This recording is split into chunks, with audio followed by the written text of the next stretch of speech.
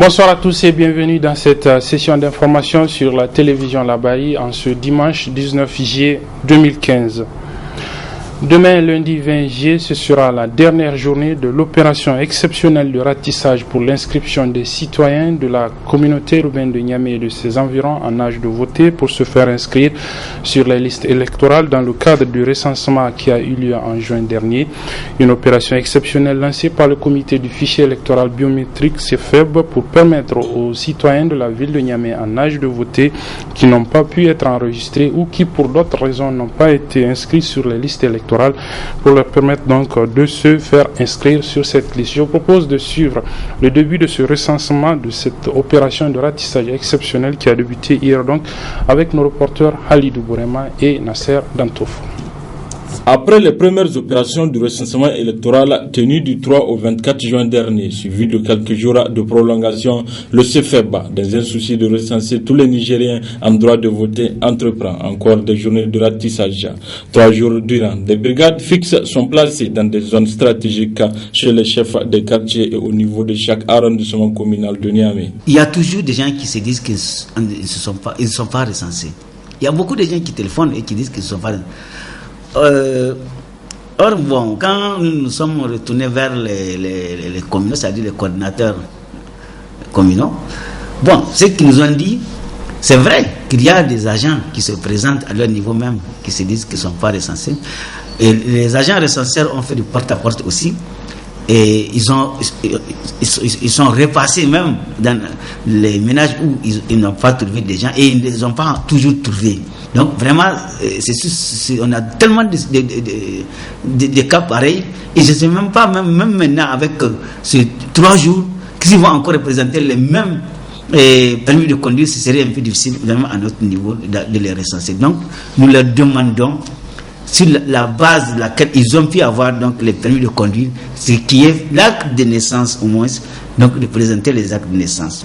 Pour les agents recenseurs trouvés sur place, tout se passe normalement. Ça se passe vraiment bien, malgré que ici à Yantala, les gens viennent à compte-gouttes.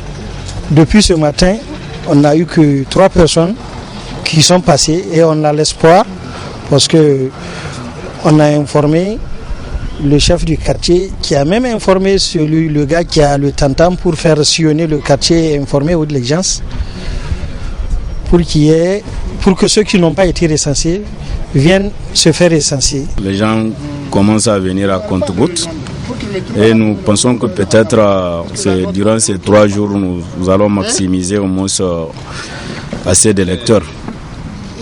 Au moment on n'a pas de difficultés majeures rencontrées. Tout se passe comme prévu.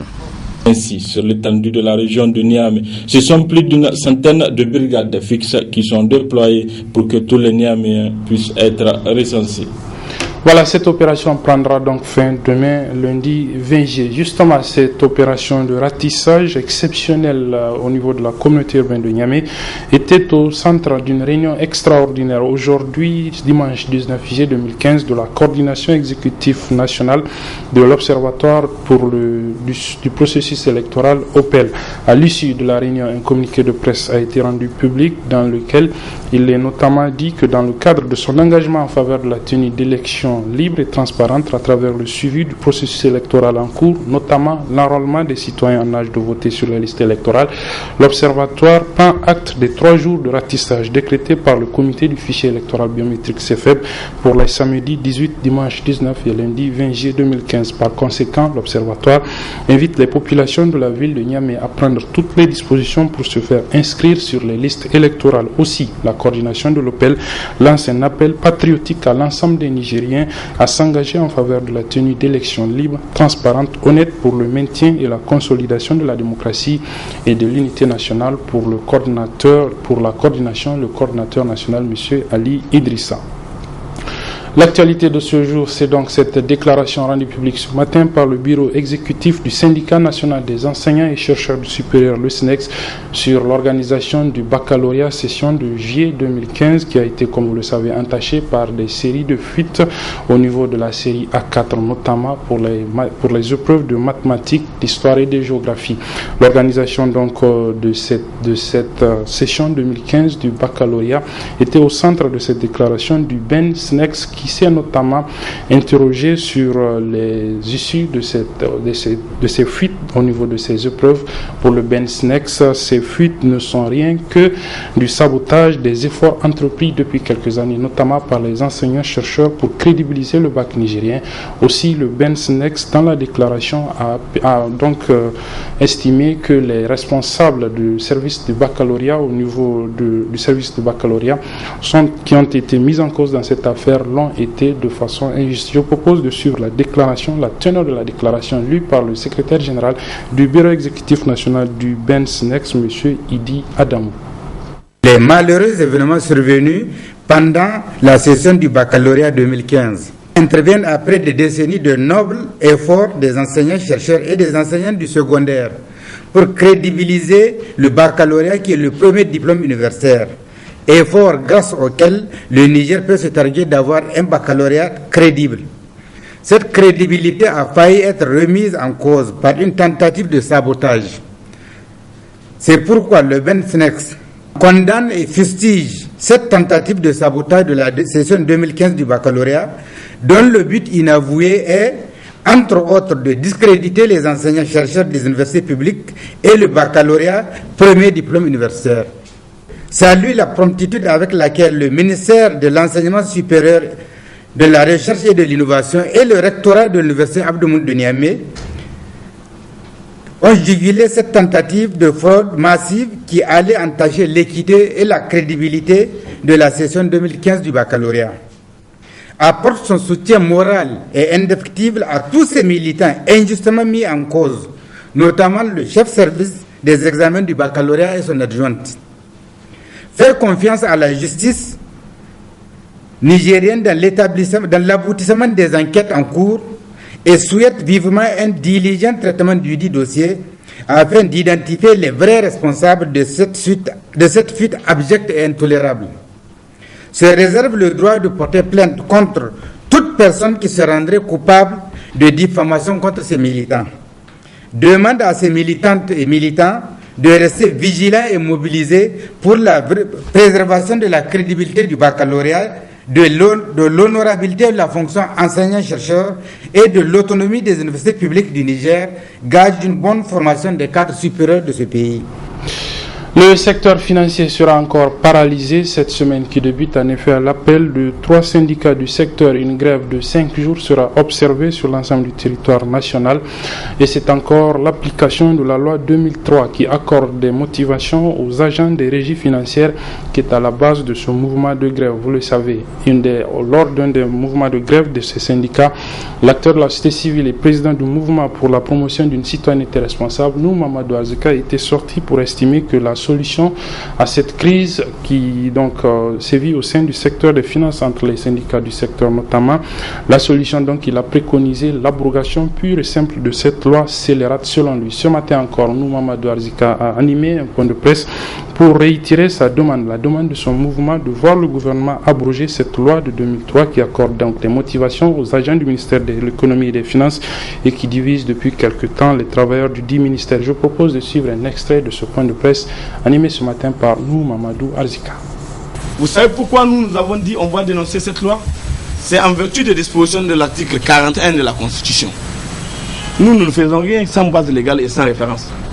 L'article 41 de la Constitution nous dit que les biens publics sont sacrés et inviolables. Toute personne, on dit, a le devoir de les respecter scrupuleusement et de les protéger. En tant que toute personne, en tant que citoyen et de surcroît acteurs de la société civile, nous ne pouvons pas constater que les gens se sont organisés pour faire une loi scélérate et faire une ponction sur les recettes mobilisées au compte de l'État et distribuer à des agents qui ont déjà par ailleurs leur indemnité et autres avantages. Et si ce qu'on a mobilisé, on prend 1 à 1,5% de ce qui est mobilisé pour distribuer à des gens en dehors de leur salaire, nous considérons que c'est totalement injuste. Et c'est de la dilapidation, c'est ça qu'on appelle dilapidation. Nous étions sortis pour parler, non seulement pour tout ce que nous vous avons dit, mais en plus, parce qu'il y avait 3 syndicats du secteur des finances qui se sont donné la liberté d'aller en grève, croyant qu'ils sont libres d'aller en grève et en vertu de leur droit de grève qui est consacré par l'article 34 de la Constitution. En tant que défenseurs des droits de l'homme, en tant que défenseurs des citoyens qui sont obstrués dans leur droit de jouir des services qu'offrent ces ministères, nous avons dit, mais comment se fait-il qu'on va se retrouver devant une situation où les gens vont se mettre en grève sur la base de quelque chose dont la légitimité même prête à coucher. Tout le monde sait qu'elle est une loi injuste. Tout le monde sait qu'elle consacre la rupture d'égalité entre les citoyens agents publics de l'État et même entre les autres citoyens. Pourquoi ça va être comme ça? Nous estimons que le gouvernement de la République doit avoir pour obligation de revoir cette loi. Il faut absolument l'abroger. Il faut abroger cette loi scélérate qui a fini par créer une situation d'ailleurs malheureuse qu'on constate aujourd'hui au niveau du ministère des Finances. Parce qu'aujourd'hui, le ministère...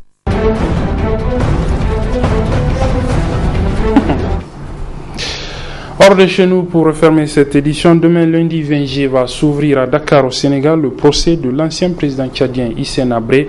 Il est poursuivi devant un tribunal spécial créé par l'Union africaine pour crimes contre l'humanité, crimes de guerre et crimes de torture. 4000 de ses victimes sont parties civiles à ce procès. La paranoïa, le cœur du système Hissène Habré. 8 années de pouvoir, 82-90, au cours desquelles tout soupçon de connivence avec l'ennemi entraînait la torture ou la mort.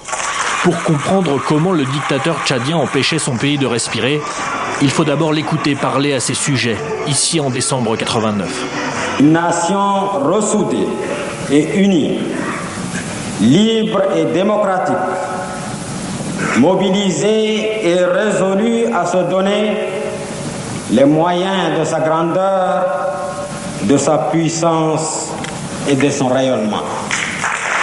Un grand Tchad pour lequel l'ancien guerrier est prêt à tout. A commencer par poser une chape de plomb sur son territoire, la base d'une dictature, avec l'aide de la DDS. La direction de la documentation et de la sécurité, la police politique, le bras armé d'Hissène Habré. Une commission d'enquête, dès 92, a estimé à 40 000 le nombre de morts, à 200 000 le nombre de torturés pendant ces 8 ans. Ce fonctionnaire a subi l'horreur pendant 2 ans. Il y a des cas où on a attaché même des hommes avec le tuyau d'échappement à la bouche pour leur supprimer la vie en leur dégageant tous les gaz qui sortent du moteur. Et beaucoup de victimes comme lui sont passées par la piscine à N'Djamena, une ancienne piscine coloniale recouverte de béton, transformée en prison où chaque recoin sent la mort. Et tout est bon pour la torture et l'emprisonnement. Il faut attendre 2001 pour le savoir, pour que sortent enfin les documents de la DDS. On y comprend l'absurde. Offrir de l'eau à un rebelle présumé, obtenir une bourse pour étudier à l'étranger, mal interpréter l'hymne du parti unique, tout cela envoie vers la mort. Habré et la DDS ne laisseront aucune chance au non-respect du culte de la personnalité, et ces charniers autour de N'Djamena seront une preuve de plus de l'efficacité du régime. 25 ans plus tard, la tenue du procès en Afrique, au Sénégal, lieu d'exil du dictateur, est déjà une victoire. Les gens qui ont été jetés en prison parce qu'ils venaient de la mauvaise ethnie ou qu'ils étaient des opposants politiques sont sortis de ces prisons et depuis ont écrit l'histoire. Ce sont eux qui ont été les architectes de cette campagne pour mener leur ancien dictateur devant la justice. À Dakar, 4000 victimes seront parties civiles de ce procès historique. Et bien sûr, même un quart de siècle n'auront pas suffi à effacer leurs souvenirs du système Habré.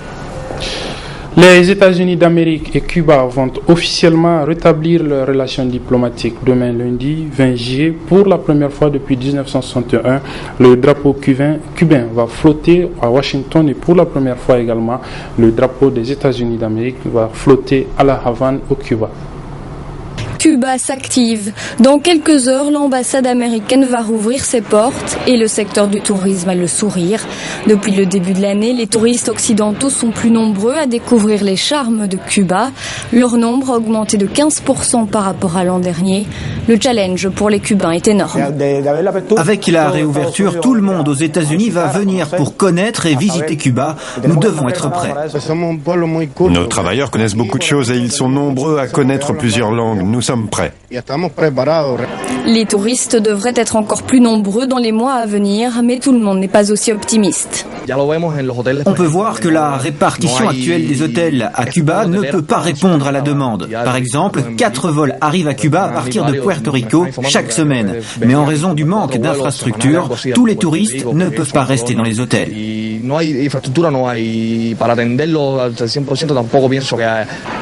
La réouverture des ambassades ce lundi, c'est la première phase d'un processus qui est loin d'être terminé. Il y a quelques jours, le président cubain Raúl Castro s'exprimait devant les députés, bien conscient que les deux pays doivent écrire une nouvelle page de leur histoire. Une nouvelle étape,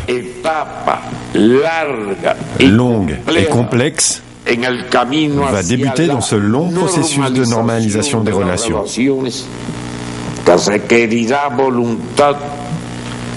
Il va nécessiter la volonté de trouver des solutions aux problèmes qui se sont accumulés pendant plus de 5 décennies. Les relations diplomatiques ont donc repris, mais il reste un problème de taille qui étrangle l'économie cubaine. L'embargo est toujours en place et nous n'aurons pas de relations normales tant que ce sera comme ça. Cuba insiste pour que nous levions l'embargo. C'est le Congrès américain qui doit décider de lever cet embargo. Le chemin s'avère encore long et compliqué, mais à Cuba, ce renouveau ouvre de nouvelles perspectives avec son voisin américain, après plus d'un demi-siècle de rupture. Ainsi s'achève cette édition, mesdames et messieurs. Merci de l'avoir suivi. Merci également aux équipes techniques et rédactionnelles qui m'ont aidé à vous la présenter. Les programmes se poursuivent sur la télévision La Barre.